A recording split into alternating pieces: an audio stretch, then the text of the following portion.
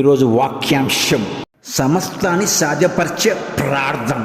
తెస్సలోనిక 5:16 ఎల్లప్పుడూ సంతోషంగా ఉండుడి, ఎడతెగక ప్రార్థన చేయుడి, ప్రతి విషయం నందును కృతజ్ఞతాస్తుతులు చెల్లించుడి. నువ్వు కొంచెం ప్రార్థనతోనే ప్రార్థన పరుడిగా చేస్తాడు. ప్రార్థన నీ ద్వారాలు తెరుస్తుంది. అసాధ్యమైనది సాధ్యపరిచేది ప్రార్థన ద్వారా. నువ్వు చేసిన ప్రార్థన ఆలకిస్తాడని విశ్వాసంతో వెళ్ళిపో. దేవుడు నీ ప్రార్థన ఎందుకు ఆలస్యం చేస్తున్నాడంటే నిన్ను సిద్ధపరచడానికి. ఎందుకు అబ్రాహాం విషయంలో ఆలస్యం చేశాడు అంటే సిద్ధపరచాడు. అబ్రాహాం దేవుని పట్ల విధేయుడు కాడు.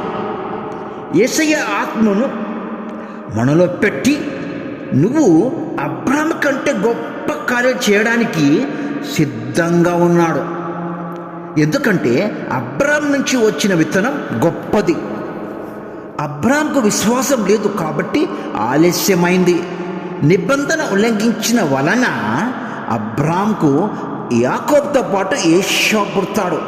ఫిలిప్పీయులకు రాసిన పత్రిక 4:6 దేనిని గూర్చి చింతించుకోడి, కానీ ప్రతి విషయంలోనూ ప్రార్థన ద్వారా మీ విన్నపమును దేవునికి తెలియజేయుడి. అంటే దేవుడు ఏం చెప్తున్నాడు? ఏ చింత అయినా సరే మీ ప్రార్థన వలన దాన్ని విడిపిస్తుంది.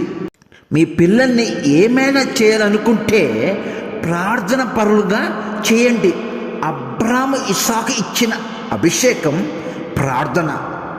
ప్రార్థన వలన ఏదో ఒక వాగ్దానం దేవుడు ఇవ్వగలడు. వాగ్దానం ద్వారా అసూయని అధిగమించవచ్చు.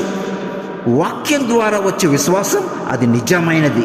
ఈ రోజు నుంచి మీ చింతలన్నీ ప్రార్థనలుగా మారునుగాక. ఆ ప్రార్థనలన్నీ మీకు సమాధానములుగా మారునుగాక. ఆమెన్.